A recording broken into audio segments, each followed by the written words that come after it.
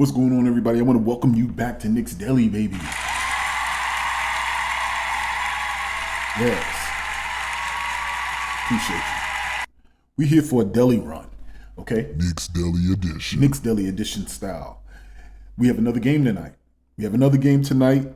It is against our rivals, the Chicago Bulls, okay? Chicago Bulls.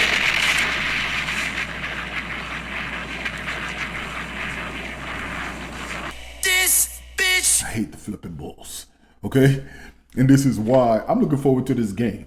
It is a game that, once again, it's a team that comes in. We're different. So I'm very interested in seeing over the course of the next 10 to 15 games, how do we look as the team that's currently constituted after the trade? But this should be an exciting game for tonight. So I just wanted to kind of touch on and give my thoughts about going into this game, a little bit of a preview going into this game, and really seeing how it unfolds for us tonight. So we do have the Chicago Bulls on our schedule. And right now, the Chicago Bulls are going through a very rough time. They're going through a rough time. That has nothing to do with us, but it also has everything to do with us. So I know that there was always those rumors at the beginning of the season with Levine and OG Anunoby, and even without OG Anunoby, the rumors were that the Bulls were in the sweepstakes for swapping Levine for him as well. So, and I used to pay attention, once again, anytime we're facing our opponents, I take a look at their social medias. I take a look at some of their fan shows and hear what they're talking about. And they were really high on the possibility of Levine going there or Levine coming to New York. So I'm just curious to see how we perform against them tonight. The Chicago Bulls are going through a super rough patch. You already know that they have Lonzo Ball out. I think they have Levine that's down as well. Patrick Williams actually went down in their previous game, but there's a possibility he may still play when he versus us. So they're really going through it. Kobe White has been struggling as of late, but he was on a particular hot streak previous to that, and he was starting to look like a budding star. So this is an opportunity for the New York Knicks to get an expected win, but you know that anybody can beat anybody on any given day in the NBA. So there's a couple of things that we just have to make sure we look out for. But the Chicago Bulls are coming in fresh off of a blowout loss to the Philadelphia 76ers. This team is reeling, and it's an opportunity for us, tonight. So there is no love whatsoever for these Chicago Bulls. And I'm going to tell you, some people will be like, I kind of feel bad. They're down bad right now, this, that, and the third. No, I don't feel bad. Let me tell you why. Because no matter where we are or what we're feeling, the Chicago Bulls fan base, they stay with the vitriol. We can be way off the radar, and they stay with the hate. It's so funny because I see CP. Shout out to CP. Shout out to Knick Fan TV. Always in a collaborative type of spirit. But the moment I saw him collaborating with, I think the guy's name is Hayes from Chicago Bulls Central. Go check out his channel. No hate. He does a great job. But they have continuous hate for New York Knicks and the organization and the fans. Continuous hate. And last year when we smacked them back to back in Chicago, this felt so good. They were salty. And then they're going to pop up on Knick Fan TV trying to give an unbiased perspective. I was just like, this bitch. But once again, I respect the collaboration and the professionalism to co-collaborate on content. But once again, they're forever our rivals. So we're not going to forget that. So I don't want to kick them while they're down. I want to double leg drop them while they're down. I want to bounce off the ropes and just double leg drop them while they're down. So you will get no sympathy or empathy from me, first and foremost. But they're down bad right now, and I hope that we continue to make them down worse. If I could just go on record by saying that, okay? Ultimately, what they're looking at is they're at a point in their season, it appears that Kobe White, who was emerging at one point in time, like I said, as a budding star, his recent play has been depressing. It has absolutely been depressing. It was a glimmer of hope that they had on their season that they may have revealed someone who is on the trajectory up, so that when those stars who were injured come back, they have a nice little core, but that doesn't necessarily be seeming to pan out. But once again, I don't think it's a situation where the New York Knicks should go in here expecting this to be an easy win. It's never an easy win. First and foremost, DeMar DeRozan is still playing. DeMar DeRozan has a tendency to have good games against the New York Knicks historically. His mid-range game is elite. He is a star in this league. He is an all-star player. So nothing that we can take lightly or sleep on. Secondly, I don't know what it is, but Andre Drummond, anytime he plays the New York Knicks, comes out of there smelling like God. That man, every time he plays us, he is grabbing like 733 rebounds. He's blocking shots. He's disruptive. He is dominant. No matter if it's with the Bulls or whatever team he's been on since the days of Detroit, he has always presented a huge problem for us as a team. Okay? So that is another reason why we can't go in here thinking this is easy peasy lemon squeezy. Okay? We got to go in there with the mindset that we have to take care of business. This is a team in our way of getting to where it is that we're trying to go. And if nothing else, we really have to demolish any sense of confidence they have coming into this game against us. So even against Philadelphia and Joel Embiid, Andre Drummond was able to pull down 17 rebounds. So you already know that's the type of performance and expectation that we're going to get from him. You know, he's a problem in the paint. Okay, and also they have Caruso, and Caruso, you know, I was always underrating Caruso, you know, but what can't be denied is he's a good player. He's a good player and he's good at what he does. So he's out there as well. He's going to forever scrap. He's going to fight for the 50-50 balls, all of that, you know. So you know, once again, they're an NBA team, you know, and sometimes the most dangerous teams are the ones that are wounded, or the ones who have nothing to lose. So that is something that we have to keep in mind as we go into this game and expect to battle for this victory tonight. Let me see. We're also catching them on a back-to-back, and that's something that's key. You know, they're coming off of a really demoralizing loss to the Philadelphia 76ers. So once again, if Patrick Williams is out, that's another thing that's on their mind. Like, everybody's going down. They are a super young team at this point. They're going to have, if Patrick Williams is out, they're going to have rookies playing, you know, and that should be barbecue chicken for Julius Randle and the rest of this New York Knicks. So they're a young team. We have to hop on them early. If I'm looking at a strategy that we should go into with the mindset of hopping on them early, completely crushing any confidence that they had, you know, maybe having a 11-point lead after the first quarter and pushing that thing up to about 20, you know, by halftime. I think that should be an opportunity for us. And in that third quarter, come out and try to blitz them, and then let our young guys coast the rest of the way. And really continue to bring that victory home. So that's a little bit of what it is that I'm expecting. You know, just not a confident team coming in, but every time you can expect that teams get up to play the New York Knicks.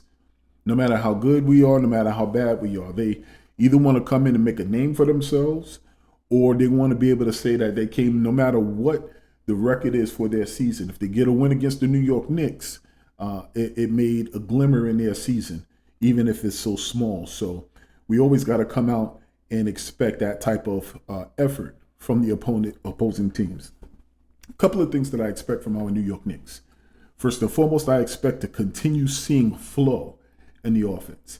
And I think it's going to be key to us getting a victory because, you know, you have Andre Drummond in the middle.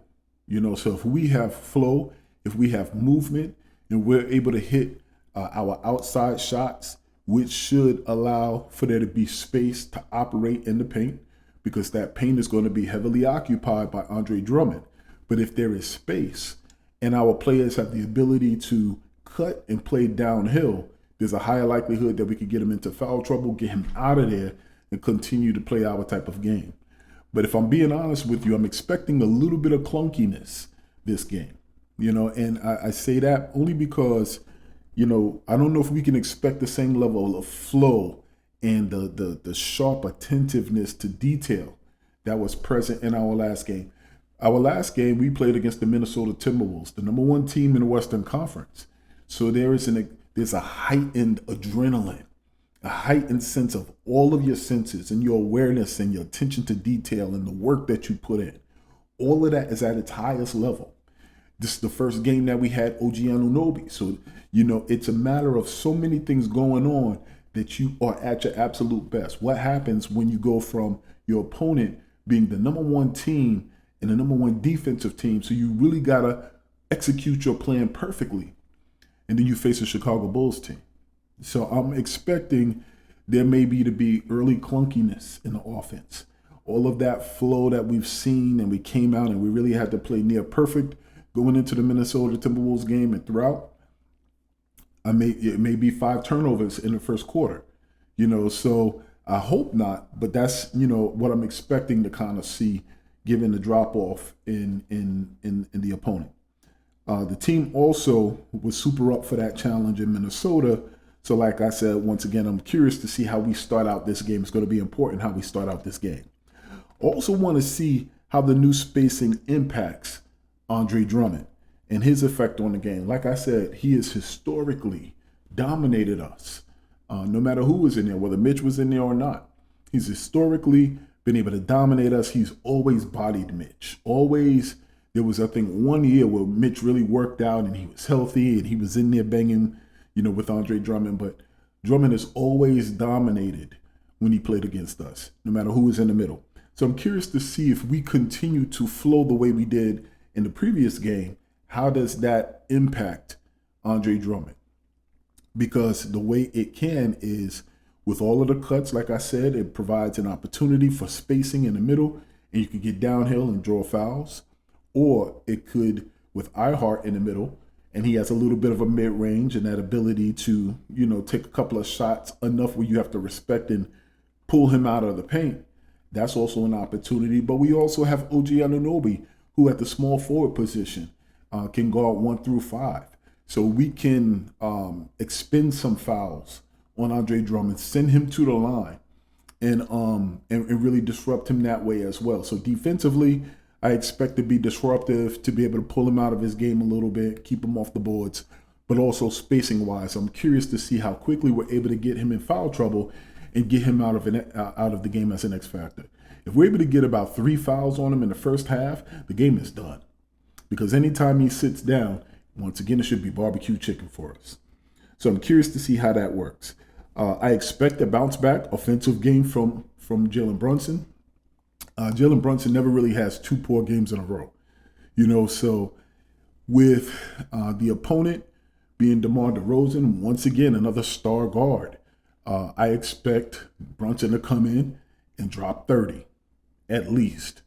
Anytime, keep paying attention. I've been saying it since the summertime. I said Jalen Brunson is going on a revenge tour because he got overlooked in every category, and he had all of the numbers last season. That he would come this season and every matchup he was going to punish him. That's why I call him the Brundertaker. The Brundertaker is taking souls of all point guards and star guard opponents this season. And last game was the only game in which he faltered on that. So I'm expecting 30 points from our captain this game. Okay? But also I'm expecting continued dominance from Julius, our other star. Okay, I think Julius right now. There's nobody who can guard Julius right now in the league. He has been on a tear. So let me take this opportunity to just say, go vote for our players for the All-Star game. Julius, put him in the game. Brunson, put him in the game. Why can't we get him as starters? You'll go vote these people every day, man. Every day. I voted every day since the voting opened.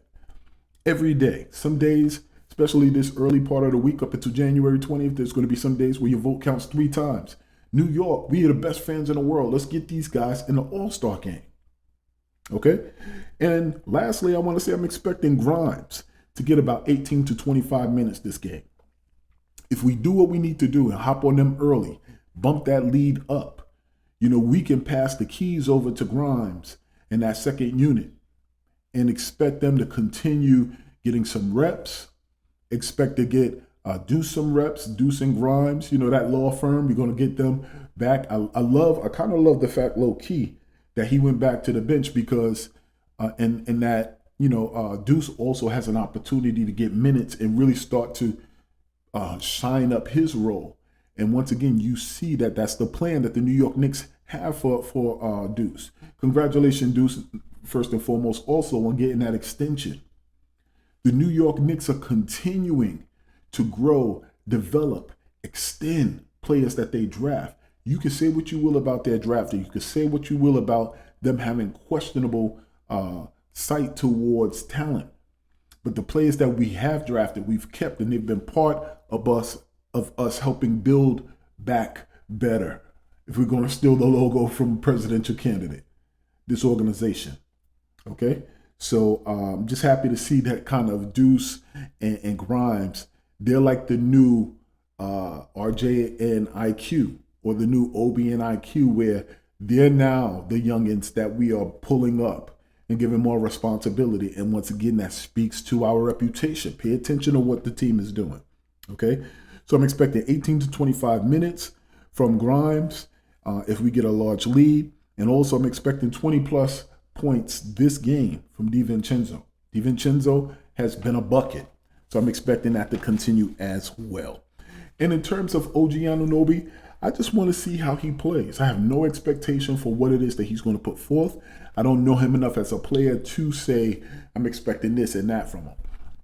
So what I'm expecting to see is just to be able to enjoy watching how he continues to see the game, how he feels the game, how he vibes and meshes, and what his chemistry looks like with our current players. And I expect to do this over a 10-game stretch. I think after 10 games of OG being in the lineup and playing with us, goodness, all prayers that he remains healthy. But then after 10 games, I really can sit back and make an assessment. And that'll be around the 40-game mark, which is halfway point of the season. And we can really do an evaluation of what we see from this team so far, what our expectations realistically can be. Okay? And lastly, we're overdue for a win streak. Last season, I think we had a couple of 8 or 9 game win streaks that the Knicks were able to string together. And I think it's about that time that we start pulling them together as well. I know around the All-Star break, or going into the All-Star break last year, I think we had won 2. And then we came back and we strung together another 7. So we were able to put together a 9-game winning streak. So it's about that time. We're overdue. So what say you? Get excited for this game. Get excited for your team. Vote for them to get into the All-Star game. And keep this in mind. If there's no struggle, there's no progress. But remember this. Out here in these YouTube streets and here in Knicks Deli, everybody eats. I'm out. Peace.